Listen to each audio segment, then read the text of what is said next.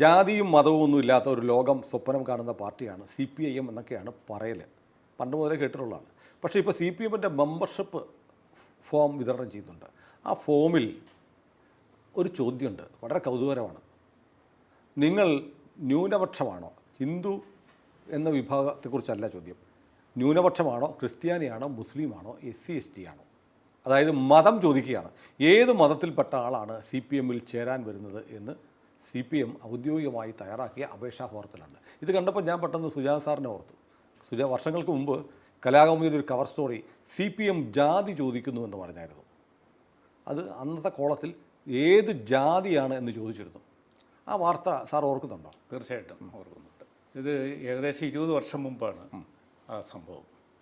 അന്ന് ഇതുപോലെ party membership campaign നടത്തുമ്പോൾ അംഗങ്ങളെ ചേർക്കാനായിട്ട് പ്രാദേശിക ഘടകങ്ങൾക്ക് അയച്ചു കൊടുത്ത ഒരു ഫോറം അപേക്ഷ ഫോറം എനിക്ക് കിട്ടി. അപ്പോൾ അത് എനിക്ക് തന്നത് വളരെ ഉത്തരവാദിത്തപ്പെട്ട ഒരു പാർട്ടി കേഡറാണ്. അപ്പോൾ അയാൾ പറഞ്ഞത് ഇത് വായിച്ചിട്ട് എനിക്ക് മെമ്പർഷിപ്പ് പുതുക്കാൻ തോന്നുന്നില്ല, എന്തെങ്കിലും ഒന്ന് ചെയ്ത് സഹായിക്കണം എന്ന് പറഞ്ഞു. അയാൾക്കത് ഒഴിവായി കിട്ടിയാലേ പാർട്ടിയിൽ മെമ്പറാകാൻ മനസ്സുള്ളൂ, ലെവി അടച്ച് പുതുക്കുള്ളൂ. അതായിരുന്നു പുള്ളി. അതെൻ്റെ വീട്ടിൽ കൊണ്ടുവരിക, തൃപ്പൂണിത്തുറയിൽ വീട്ടിൽ കൊണ്ടുവരികയായിരുന്നു. ഞാനത് വായിച്ച് അമ്പരന്ന് പോയി. ഇങ്ങനെയൊരു അവസ്ഥ CPMൽ നമ്മൾ ഒരിക്കലും പ്രതീക്ഷിച്ചില്ല. അപ്പോൾ ഞാനിത് വെച്ചുകൊണ്ട് അന്ന് ബുധനാഴ്ചയായിരുന്നു ഈ ദിവസം. ദിവസം പോലും ഓർമ്മിക്കുന്നുണ്ടല്ലേ? കാരണം കലാകൗമുദി ക്ലോസ് ചെയ്യുന്ന ദിവസം. അപ്പോൾ കലാകൗമുദി അന്ന് വൈകുന്നേരം അച്ചടിക്കും. അപ്പോൾ ബുധനാഴ്ച രാവിലെ ഇത് കിട്ടി. ഞാൻ കലാകൗമുദി എഡിറ്റർ വിളിച്ചു, ഇങ്ങനെ ഒരു സംഗതിയുണ്ട്. അപ്പോൾ വേറൊരു കവർ സ്റ്റോറി അതിൽ ഫിക്സ് ചെയ്ത് ജോലി തുടങ്ങിയിരുന്നു. അത് പെട്ടെന്ന് അദ്ദേഹം മാറ്റിയിട്ട് വേഗം എഴുതി മുഴുവനും എനിക്ക് ഫോണിൽ പറഞ്ഞു തരിക എന്നാണ് പറഞ്ഞത്. ഞാൻ വീട്ടിലിരുന്ന് തന്നെ ആ ആർട്ടിക്കിൾ തയ്യാറാക്കി ഇതിൻ്റെ ഫോട്ടോസ്റ്റാറ്റ് എടുത്ത് ഫാക്സ് ചെയ്ത് കൊടുത്തു. അതാണ് പിറ്റേ ദിവസം ഇറങ്ങിയ കലാകൗമുദി. ന്യൂസ് പേപ്പർ വരുന്നത് പോലെ വീക്കിലി വന്നു. അങ്ങനെയാണ് CPM ജാതി ചോദിക്കുന്നു എന്ന പേരിൽ ആ കവർ സ്റ്റോറി വന്നത്. ആ കവർ സ്റ്റോറി വന്ന അതേ ദിവസം തന്നെ പാർട്ടി സെക്രട്ടേറിയറ്റ് ഉണ്ടായിരുന്നു. അത് നടന്നുകൊണ്ടിരിക്കുകയായിരുന്നു AKG സെക്രട്ടറി. അവിടെ ഇത് അനൗദ്യോഗിക ചർച്ചയായി എന്ന് മാത്രമല്ല, വൈകുന്നേരം 5 മണിക്ക് കേരളത്തിൽ ഒരുപക്ഷെ ആദ്യമായിട്ടെന്ന് പറയാം, ഒരു പത്രവാർത്ത പാർട്ടി സ്ഥിരീകരിച്ചു. ഇത് എറണാകുളം ജില്ലാ കമ്മിറ്റിക്ക് പറ്റിയ ഒരു പിശകായി അവർ ചിത്രീകരിക്കുകയും AP വർക്കിയെ വിളിച്ച് അന്വേഷിച്ചു എന്ന് വിശദീകരിച്ചുകൊണ്ട് സുബ്രഹ്മണ്യം എന്ന പാർട്ടി ഓഫീസ് സെക്രട്ടറിയെ പുറത്താക്കുകയും ചെയ്തു. അതൊരാളെ ഒരു ബലിയാടിനെ ഉണ്ടാക്കുകയായിരുന്നു. പാർട്ടി അറിയാതെ ഒന്നും ഇങ്ങനെ ഓർമ്മ വെച്ചിട്ടില്ല. പക്ഷേ ഇതര ജില്ലകളിലൊന്നും ഇല്ലെന്ന് അതിൽ പറഞ്ഞിരുന്നു. എനിക്കത് ഇപ്പം ആലപ്പുഴ ജില്ലയിൽ നിന്നോ തൃശ്ശൂർ ജില്ലയിൽ നിന്നോ ഒന്നും വെരിഫൈ ചെയ്യാൻ പറ്റിയില്ല. ആ സമയം ഓർക്കാമില്ല. അങ്ങനെ വരാൻ സാധ്യതയില്ല, കാരണം അതൊരു യൂണിഫോം ഫോർമാറ്റിലായിരിക്കുമല്ലോ. സ്റ്റേറ്റ് ഒട്ടേക്ക് ഇങ്ങനെ അല്ലെന്ന് അവർ അവകാശപ്പെട്ടു. പാർട്ടി നിഷേധിച്ചു. പാർട്ടി നിഷേധിച്ച വാർത്ത പിറ്റേ ദിവസം എല്ലാ പത്രങ്ങളിലുമാണ്. മറ്റു പത്രങ്ങളിൽ അപ്പം കലാകൗമുദിയുടെ സ്റ്റോറി ഇല്ല കുറേ പോയിന്റ്സ് അവർ ഉയർത്തി എന്തുകൊണ്ട് ഇങ്ങനെ ഒരു നിഷേധം വന്നു എന്നതിന് വിശദീകരണം കൊടുക്കുന്നു. അതായിരുന്നു സംഭവം. അപ്പോൾ അന്ന് ചീഫ് എഡിറ്റർ ശ്രീ MS മണി എന്നെ വിളിച്ചിട്ട് പറഞ്ഞത്, ആദ്യമായി CPM ഒരു പത്രവാർത്ത സ്ഥിരീകരിച്ചു. ഇല്ലെങ്കിൽ ഇത് പത്രങ്ങൾ പാർട്ടിക്കെതിരായിട്ട് നടത്തുന്ന ഗൂഢാലോചനയുടെ ഭാഗമാണ് എന്ന് പറയുക പതിവ്. ഇത് അവർ സമ്മതിച്ചു. അതിന് ഒരു പ്രശംസാ രൂപത്തിലാണ് എന്നോട് സംസാരിച്ചത്. 2 പതിറ്റാണ്ട് കഴിഞ്ഞ് വീണ്ടും ഈ വാർത്ത വരുമ്പോൾ ഇപ്പോഴും അത് വ്യത്യാസമുണ്ട്. അന്ന് ജാതി ചോദിച്ചെങ്കിൽ ഇപ്പം മതവും ചോദിക്കുന്നുള്ളൂ. മതവും ജാതി SC/ST ആണോ എന്ന് ചോദിക്കുന്നു. SC, പക്ഷേ മറ്റേതിനകത്ത് ജാതി ചോദിക്കുമ്പോൾ എല്ലാ ജാതിയും SC/STയും അപ്പർ ക്ലാസ്സും സമുദായം എല്ലാ സമുദായം വരുമായിരുന്നു. അംഗത്തിൻ്റെ സമുദായം എഴുതാം. പക്ഷേ ഇതിനകത്ത് ഹിന്ദു പിന്നോക്ക വിഭാഗങ്ങൾ വരത്തില്ല. SC/STയും ക്രിസ്ത്യൻ മുസ്ലിം മാത്രമേ ചോദിച്ചിട്ടുള്ളൂ. ഈ കേരളത്തിൻ്റെ സാമൂഹിക പരിസ്ഥിതിയിൽ ഇപ്പോൾ CPMന് ഇങ്ങനെ ഓരോ അംഗത്തിൻ്റെയും ജാതി പരസ്യമായി ചോദിക്കുന്നതിൽ ഒരു വൈക്ലഭ്യവുമില്ല. നേരത്തെ എല്ലാ ജാതി മത ബന്ധങ്ങളും അവർ അന്വേഷിച്ചു വയ്ക്കും, രഹസ്യമായിരുന്നു. പുറമേ ജാതി മതമൊന്നും അതീതമാണ് നമ്മുടെ പാർട്ടി. സമത്വസുന്ദരമായ ഒരു ക്ലാസ്ലെസ് സൊസൈറ്റി ഉണ്ടാക്കാനാണ് നമ്മൾ പ്രവർത്തിക്കുന്നത്. വർഗമാണ്, ജാതിയല്ല, വർഗീയതയല്ല എന്ന് പറയുന്നതിലായിരുന്നു ഇപ്പോൾ ക്ലാസ്സല്ല കാസ്റ്റാണ് പ്രധാനം എന്ന തരത്തിലേക്ക് പാർട്ടി മാറുന്നു. അല്ല, നമ്മൾ വർത്തമാനം പറയുന്നത് തെരഞ്ഞെടുപ്പ് കാലത്താണ്. തെരഞ്ഞെടുപ്പ് കാലത്തെ സ്ഥാനാർത്ഥി നിർണ്ണയം നോക്കൂ. എറണാകുളത്ത് KJ ഷൈൻ ലത്തീൻ കത്തോലിക്ക വിഭാഗത്തിലുള്ള അധ്യാപികയാണ്. ഹൈബി ഈഡനെതിരെ മത്സരിക്കാൻ വേണ്ടിയിട്ട്, ലത്തീനെതിരെ മത്സരിക്കാൻ. ഇനി നമ്മുടെ പത്തനംതിട്ടയ്ക്ക് നോക്കൂ, അവിടെ മത്സരിക്കാൻ വേണ്ടി മാരാരിക്കുളത്ത് നിന്ന്, ആലപ്പുഴ ജില്ലയിൽ നിന്ന് തോമസ് ഐസക്കരെ കൊണ്ടുപോയി. ആറ്റിങ്ങൽ നോക്കൂ, വി മുരളീധരനും അടൂർ പ്രകാശും മത്സരിക്കുമ്പോൾ അവിടെ MLA വി ജോയി എന്നുള്ള ഈഴവ കമ്മ്യൂണിറ്റിപ്പെട്ട ആളെ തന്നെ കൊണ്ടിരുന്നു. അപ്പോൾ CPM ജാതി നോക്കുന്നുണ്ട്. അല്ല, വി ജോയി ഈഴവനാണെന്ന് ആര് പറഞ്ഞു? ആണോ? ഈഴവയാണ്. ആരോ ഒരിക്കൽ പറയുന്നത് കേട്ട് ക്രിസ്ത്യാനിയാണ്. അല്ലല്ല, വി ജോയി ഈഴവയാണ്. വർക്കല MLA ആണ്. അല്ല, തൊട്ടിപ്പുറത്ത് തന്നെ മുകേഷിനെയും നിർത്തിയല്ലോ കൊല്ലം ഒരു ഈഴവ മജോറിറ്റി ഉള്ള ഒരു മണ്ഡലമാണെന്ന് പറയുന്നു. ആ കൺസെപ്റ്റിലാണ് അല്ലേ? ഐഷ പൂറ്റി ആയിരുന്നു അല്ലെങ്കിൽ പാർട്ടിയുടെ സ്ഥാനാർത്ഥി എന്നൊരു സൂചന ഉണ്ടായിരുന്നു. അപ്പോൾ അതിരിക്കട്ടെ, ഇപ്പോൾ പാർട്ടി ഈ 2024 അംഗങ്ങളെ ചേർക്കുന്ന പുതിയൊരു ഫോമിൽ മതം, പ്രത്യേകിച്ചും മൈനോറിറ്റീസ്, അതായത് നിങ്ങൾ ന്യൂനപക്ഷം ക്രിസ്ത്യൻ മുസ്ലിം ആണോ, SC ST ആണോ എന്ന് മാത്രമേ ചോദിക്കുന്നുള്ളൂ. അപ്പോൾ മറ്റ് സമുദായങ്ങൾക്ക് എന്താ? ഭൂരിപക്ഷ സമുദായത്തിലെ ജാതിയും മതവും പാർട്ടിക്ക് അറിയേണ്ട കാര്യമില്ല. നായരാണോ ഈഴവനാണോ എന്ന് അറിയേണ്ടതില്ല. അല്ല, പാർട്ടിയുടെ ഇന്നത്തെ ഘടന പരിശോധിക്കുമ്പോൾ ഇതിൽ ഒട്ടും അത്ഭുതമില്ല. അതെ. പാർട്ടിയിൽ നിന്ന് അതിൻ്റെ ഒരു ബാക്ക് ബോണായി ഇത്രകാലം പ്രവർത്തിച്ചിരുന്ന ഈഴവ സമുദായം വലിയ അളവിൽ ചോർന്നു പോയിക്കൊണ്ടിരിക്കുകയാണ്, തിരസ്കരിക്കപ്പെടുകയാണ്. അപ്പോൾ അതിൻ്റെ തിരിച്ചടിയും ആ യാഥാർത്ഥ്യം മനസ്സിലാക്കി അതിനെ കോമ്പൻസേറ്റ് ചെയ്യുവാനായിട്ട് ന്യൂനപക്ഷങ്ങളിൽ നിന്നുള്ള അംഗങ്ങളെയാണ് അവർ വലിയ തോതിൽ ചേർത്ത് പാർട്ടി ഉയർപ്പെടുത്താനും അതിൻ്റെ നഷ്ടം നികത്താനും ആലോചിക്കുന്നത്. അതിൽ ക്രിസ്ത്യൻ ന്യൂനപക്ഷത്തെക്കാൾ വേഗം മുസ്ലിം ന്യൂനപക്ഷം ഈ പ്രീണന സമീപനത്തിൽ വീണുപോയിട്ടു. പ്രത്യേകിച്ചും കഴിഞ്ഞ തിരഞ്ഞെടുപ്പും അതിനു മുമ്പുള്ള തിരഞ്ഞെടുപ്പിലും നമ്മൾക്ക് അത് വ്യക്തമായി കാണാം. ആലപ്പുഴയിലെ പാർട്ടിയുടെ നിയന്ത്രണം തന്നെ ഇപ്പോൾ ഒരു ന്യൂനപക്ഷ സമുദായത്തിൻ്റെ കയ്യിലാണ് പാർട്ടിയുടെ. അപ്പോൾ കുട്ടനാട്ടിലൊക്കെ ഇത് പറഞ്ഞിട്ട് SDPI ബന്ധം പറഞ്ഞ് ഒരുപാട് പാർട്ടി ആളുകൾ രാജിവെച്ചു പോയി. ഇപ്പോൾ അമ്പലപ്പുഴയിലെ പാർട്ടിക്കാർ ചേരിതിരിഞ്ഞ് സംഘടനം ഉണ്ടായി.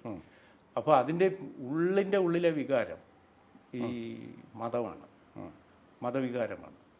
പിന്നെ സാമ്പത്തിക ശക്തിയായിട്ട് പാർട്ടിയെ മാറ്റുന്നതിലും ഈ പുതിയ പുത്തൻ കൂറ്റുകാരായ അംഗങ്ങൾ വലിയ പങ്ക് വഹിക്കുന്നു.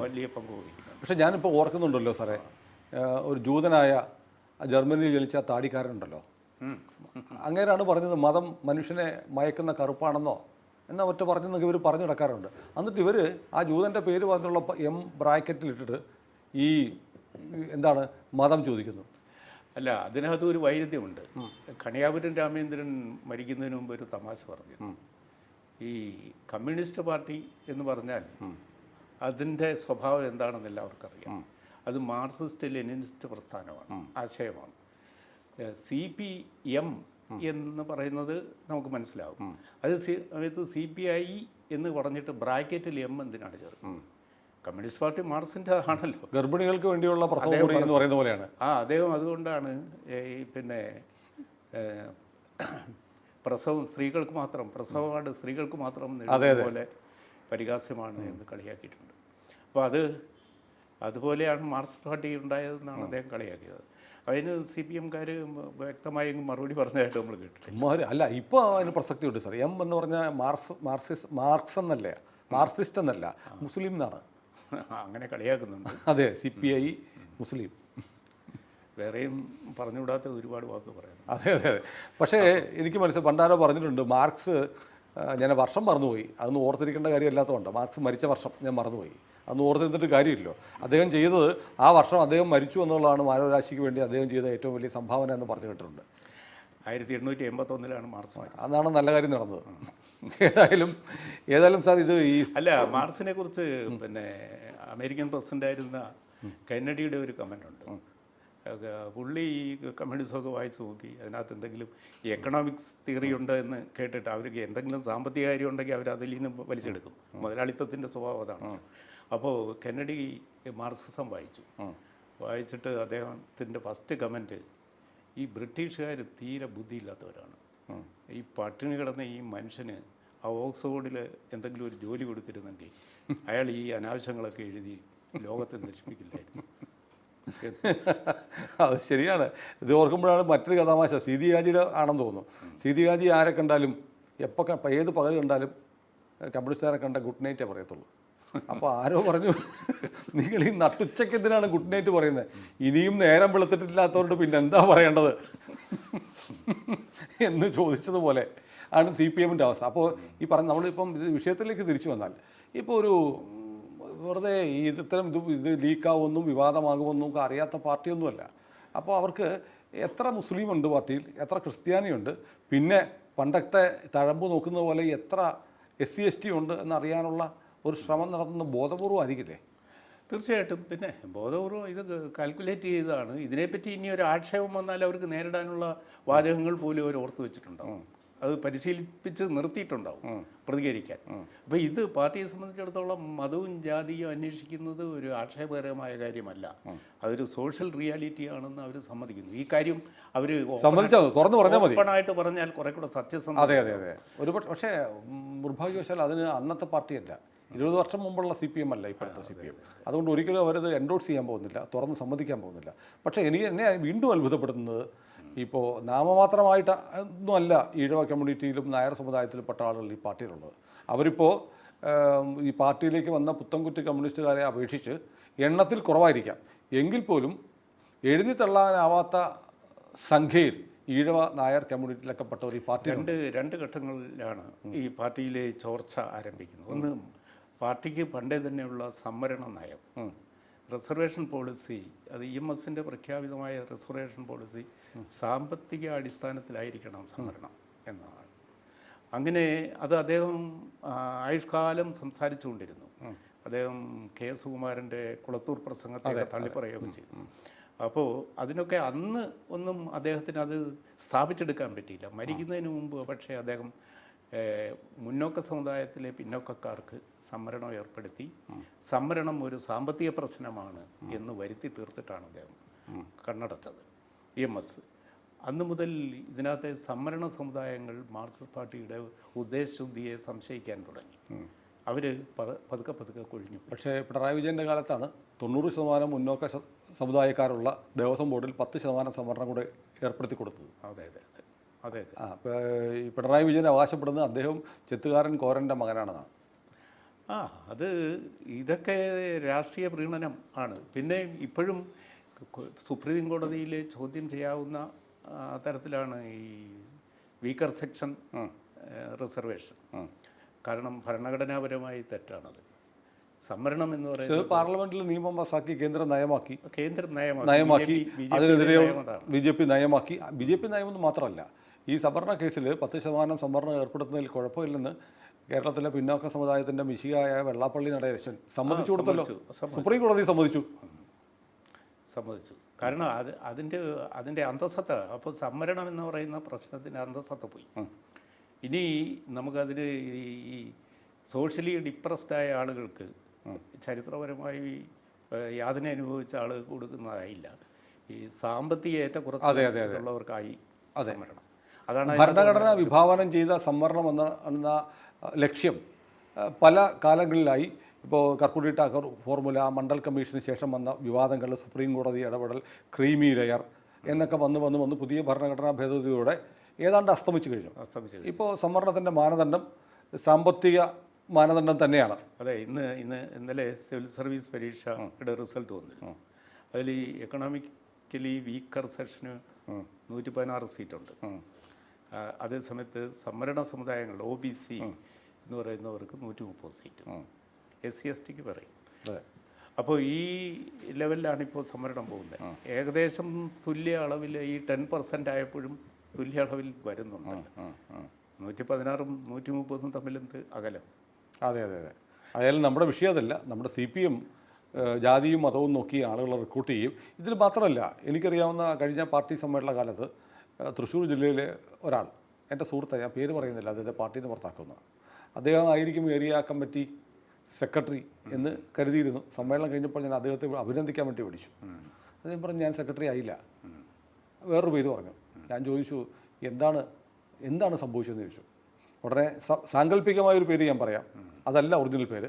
അദ്ദേഹം പറഞ്ഞു അദ്ദേഹത്തിൻ്റെ പേര് ഷഫീഖ് എന്നാണ് എന്ന് പറഞ്ഞു. അതാണ് കാരണം എന്ന് പറഞ്ഞു. അപ്പോൾ CPM-ൽ അങ്ങനെ സംഭവിക്കുന്നുണ്ട്. അല്ല, CPM-ൻ്റെ ഇപ്പോഴത്തെ യുവജന സംഘടനയുടെ തലപ്പത്തുള്ളവർ, പിന്നെ വിദ്യാർത്ഥി പ്രസ്ഥാനത്തിൻ്റെ തലപ്പത്തുള്ളവർ, അതെ അതെ, പിന്നെ പാർട്ടി സെക്രട്ടേറിയറ്റിലെ അംഗങ്ങളുടെ ലിസ്റ്റ് എടുത്ത് നോക്കുക. മുമ്പൊന്നും ഇല്ലാത്ത തരത്തിലുള്ള ഒരു ന്യൂനപക്ഷ പ്രീണനം അതിനകത്ത് വ്യക്തമാണ്. പിന്നെ കേന്ദ്ര കമ്മിറ്റിയിൽ നമ്മൾ ഇത്രകാലം CPM-നെ കളിയാക്കിക്കൊണ്ടിരുന്ന അതൊരു മെയിൽ ചാവിനിസ്റ്റിക് ഗ്രൂപ്പ് എന്നാണ്. അതിൽ ഈ വിമർശനം കേട്ട് സഹിക്കേണ്ട അവരൊരു സ്ത്രീ പ്രാതിനിധ്യം കൊടുത്തത് അന്നത്തെ ജനറൽ സെക്രട്ടറി പ്രകാശ് കാരാട്ടിൻ്റെ ഭാര്യയ്ക്കാണ്. പിന്നീട് വന്നത് സുഭാഷിണി അലി അതെ ആണ്. ഇപ്പോൾ സുഭാഷിണി ഇല്ല തോന്നുന്നു, പോളിറ്റ് ബ്യൂറോയില്ല. വൃന്ദ കാരാട്ട് തുടരുന്നുമുണ്ട്. സുഭാഷിണി ഇല്ലേ? ഇപ്പോൾ ഇല്ല. അതെയോ? അപ്പോൾ വൃന്ദ കാരാട്ട് തുടരുന്നുമുണ്ട്. എങ്കിലും മൊത്തം അംഗങ്ങളിൽ ഒരേ ഒരാളാണ്.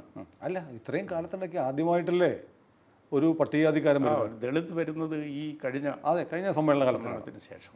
ദളിത് പിന്നോക്ക വിഭാഗങ്ങളുടെ പാർട്ടിയാണെന്നാണ് പറയുന്നത്. അതെ അതെ. അപ്പോൾ അതിൽ നിന്നൊക്കെ മനസ്സിലാക്കുന്നത് ഒരുപക്ഷെ ഇതുപോലൊരു രേഖ തയ്യാറാക്കാത്തത് കൊണ്ടാണോ പാർട്ടിക്ക് ഇങ്ങനെ പറ്റിയത്? അല്ല, ഇവർ സവർണ ഫാസിസ്റ്റ് എന്ന് പറയുന്ന RSSന് പിന്നാക്ക വിഭാഗത്തിൽ നിന്ന് ഒക്കെ സർസംഘചാരി വരെ ഉണ്ടായിട്ടുണ്ട്.